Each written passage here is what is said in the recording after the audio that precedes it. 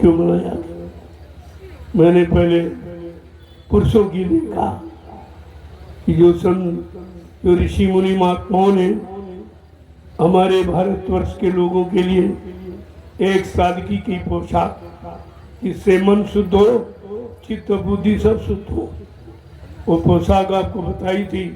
कुर्ता धोती, कमीज पैजामा, सदरी, टोपी, पगड़ी और लंगोटी, ये आपकी भारतीय पोशाक है। ये भारतीय पोशाक है आपके, और तुम्हें भी भूल गए सब।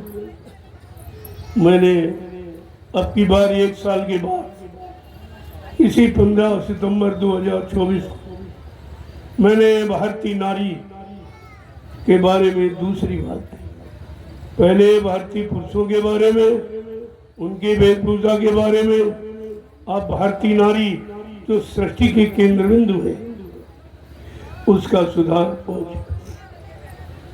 ये पहनावा उनकी इज्जत आबरू को खराब करता है, क्योंकि ऐसे बेहुदे पहनावे ये चले हैं जो शरीर के सारे अंग उभरे दिखाई देते हैं, जिससे लोगों के मन खराब हो रहे हैं। जब मन खराब होगा तो खराबी हरकत करेगा, कोई अच्छी नहीं करेगा। इसलिए भारतीय नारी साड़ी में सुशोभित है, वो साड़ी में सुसज्जित है, वो साड़ी में सुरक्षित है।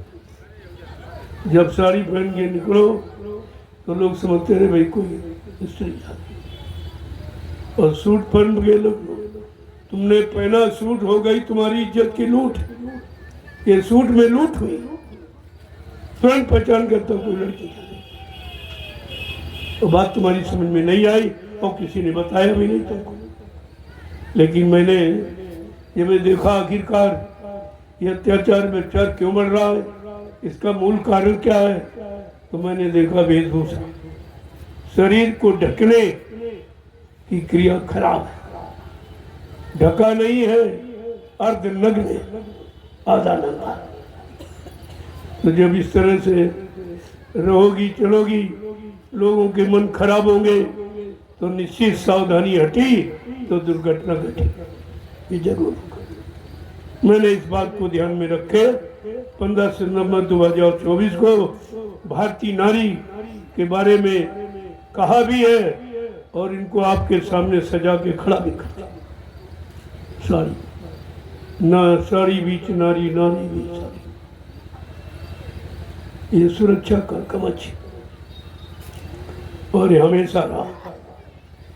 किसी की फोटो देखी और देवी की तो वो सूट में नहीं मिलेगी, साड़ी में। अरे उसी से समझ लो जिसकी पूजा करते, वहां भी नहीं समझ पाए। कोई फोटो आप देख लीजिए किसी देवी की जो तुम नकली बनाते हो, उसमें कोई सूट नहीं पहना था, सब साड़ी में दिखाई। जितनी बड़े बड़े राजाओं की रानी, चाहे राम की सीता हो, चाहे कृष्ण की राधा हो, वो सब साड़ी में। ये तुमने जो नकल की है, उस नकल में अपनी अकल खराब कर डाली, और जब अकल खराब हो जाती तो बुद्धि खराब होती, और बुद्धि खराब होती तो कर्म खराब होते, जब कर्म खराब होते तो पाप बढ़ जाता, पाप बढ़ जाता। तो पाप बढ़ाने के कारण आप अगर द्रौपदी सूट में होती तो दुशासन नंगा कर देता, देर नहीं लगती। लेकिन साड़ी में थी, साड़ी में उसकी इज्जत बच गई, और साड़ी में भगवान भी इज्जत बचाता है। कृष्ण ने तभी मदद की थी। ये इतिहास सब तुमको सलाह दे रहा, लेकिन तुम किसी की नहीं मानते, एकदम मनमानी तरीके से। जय गुरुदेव। मैं हिंदुस्तान की, भारतवर्ष की समस्त भारतीय नारियों से हमारा अनुरोध और प्रार्थना है कि आप अपनी सुरक्षा कवच में आ जाओ। ये साड़ी आपकी सुरक्षा कवच, इस पे आ जाओ। देखिए आप कि 70% अत्याचार समाप्त, 70%। और अगर शाकाहार अपना ले तो 100% अत्याचार समाप्त हो। ये दो चीजें हमारी, अगर ये मान ले देश का राजा प्रजा, तो ये भारत देश खुशहाल हो जाए। और ऐसे आप कितने अभियान चलाओ और कितने तरह तरह के आंदोलन छेड़ो और कुछ होने वाला नहीं। मैं ये लिख के दे कुछ नहीं, क्योंकि ये काम होने की बात है, ये काम करने की योजना नहीं है। ये तो देश में बिगाड़ पैदा करने, देश में राग द्वेष पैदा करने, राष्ट्रीय संपत्ति का दुरुपयोग करने की योजनाएं तुम्हारी है। मैं इसके समर्थन में कभी नहीं। मैं राष्ट्रभक्त हूँ, राष्ट्रभक्ति का पूरा ज्ञान है कि राष्ट्र की हर संपत्ति को अपनी मानता हूँ और उसकी सुरक्षा करना हमारा परम कर्तव्य है और मैं यही बताता हूँ। इसलिए हमारे यहाँ न तोड़फोड़, न आंदोलन, न धरना, न घेराव, न रैली वेली, कुछ इनमें सब में राष्ट्रीय संपत्ति का दुरुपयोग होता जो महंगाई का कारण बनता है। मैं इसके बिल्कुल खिलाफ। मैं ऐसे न व्यक्तियों का न ऐसे अभियान का मैं समर्थन नहीं करता। तो आपको ध्यान देना चाहिए कि हमारा काम क्या है, हमारा उद्देश्य क्या है, हमारा लक्ष्य क्या है, आपको समझ लेना चाहिए। और तुम हमारे उसके उद्देश्य से आ जाओ, मैं आपका सम्मान करूँगा। मैं तो सबका सम्मान चाहता हूँ और सबका सम्मान हो तभी मैंने ये योजना बनाई। इसमें किसी का नुकसान नहीं, भारतीयता अपनाने में किसी का नुकसान नहीं। हर भारतवासी का लाभ इसी में छिपा है। अगर आप पूर्णतया भारतीयता अपना लो तो हम तो ये चैलेंज साथ कहते हैं आपको कोई तकलीफ किसी तरह की। जय गुरुदेव, जय गुरुदेव, जय गुरुदेव। एक बार राजा और प्रजा और ये आत्मा महात्मा जिनका काम है, ये मेरा काम नहीं है, ये इनका काम था। लेकिन जब इन्होंने नहीं किया तो हमें करना। हमारा काम तो केवल भजन करने और कराने का, दूसरा मेरा कोई काम नहीं। लेकिन हमें तो मजबूरी में करना पड़ रहा। न राजा कर रहा, न प्रजा कर रही, न आत्मा महात्मा ये रंगे कुत्ते ये भी कुछ नहीं कर रहे। केवल खाना खाना और मतलब ऐशो आराम करना और काम कुछ नहीं करना। हमारा देश 50% तो गरीब इन्हीं के कारण। ये 1 करोड़ हैं लाल पीले कपड़े दाढ़ी बाल वाले, ये कोई काम नहीं, न कोई विकास का काम करते, न कोई रक्षा का काम करते, न कोई सुरक्षा काम करते, न कोई धर्म का काम करते। केवल अपने ऐशो आराम का काम, अपने मान सम्मान का काम इनको भी दिखाई दे रहा। जो राजा को वही महात्मा को, ये सब बिगड़ गए। इसलिए प्रेमियों, इनके द्वारा काम नहीं होगा। आगे आ रही है दूरदर्शी, समझ जाओ, आ रही है दूरदर्शी। इस दाढ़ी बाल मुड़वा के किसी फैक्ट्री में काम करना पड़ेगा। दूरदर्शी ये कर्म की शिक्षा देती, वह कर्म नहीं बनाती।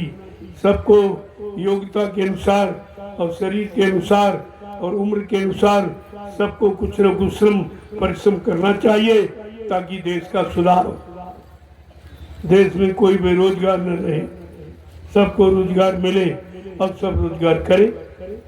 हमारा तो लक्ष्य है, लेकिन वो कुछ नहीं रहा। हमको इसीलिए मजबूर होकर कहना पड़ा, इन लोगों ने कुछ किया नहीं, किसी ने नहीं। न महात्माओं ने धार्मिक व्यवस्था संभाली है और न ये नेताओं ने राजनीतिक व्यवस्था संभाली, दोनों ने बिगाड़ दिया सब। इसलिए अभी तो मैं प्रार्थना कर रहा हूँ, लेकिन दूरदर्शी माफ नहीं करेगा, दूरदर्शी नहीं माफ करेगा। माफी का अभियान तो संत महापुरुष चला रहे, अभी माफी हो सकती, लेकिन दूरदर्शी आने पर कोई नहीं। फिर कर्मों की सजा आपको भुगतान करने, चाहे राजा रहा हो चाहे प्रजा, कोई।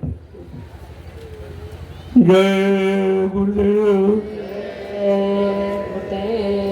इसीलिए संत रविदास जी ने, जो मीराबाई के गुरु थे, सैकड़ों साल पहले आए थे, उन्होंने आज के लिए लिखा है कि आगे घोर कलयुग आ रहा, तब स्थिति क्या होगी और किनके द्वारा काम होगा ये भी पता। जरा उनकी ज्ञान पोथी को पढ़ लो आप, जो उन्होंने उसमें दिया है। कि जिसने भारत माँ सताई, जिसने इसकी करी लुटाई, वो कान खोल के सुन ले। जिन्होंने भारत माँ को लूटा है और इस पर अत्याचार, अनाचार और पापाचार, भ्रष्टाचार और हिंसाएं, हत्याएं और मांसाहार और शराब की बिक्री करवाई है, वो सावधानी से सुने। रविदास जी ने, मैं नहीं कह रहा, ये संत रविदास जी की वाणी है, जो मीराबाई के गुरु थे, आत्मज्ञानी थे। उन्होंने अपनी आत्मा की दिव्य आंख और दिव्य कान से जो आकाशवाणी ऊपर से आवाज आई उसको सुना है, और वो यहाँ पर बता रहे हैं कि जिसने भारत माँ सताई, जिसने इसकी करी लुटाई, और भारत माता की जय बोल रहे हैं। रात दिन लूट रहे, अत्याचार, हिंसाएं, हत्याएं और खून खराबा ये कर रहे हो, भारत माँ की जय बोल रहे। इनको शर्म भी नहीं आती, ये हम कह रहे हैं और कर क्या रहे। रविदास जी कह रहे हैं, जिसने भारत माँ सताई, जिसने इसकी करी लुटाई। कौन कौन? उन्होंने नाम भी खोल दिए। तब ऐसा कुछ था नहीं, ये नाम थे भी नहीं, कोई जानता नहीं था।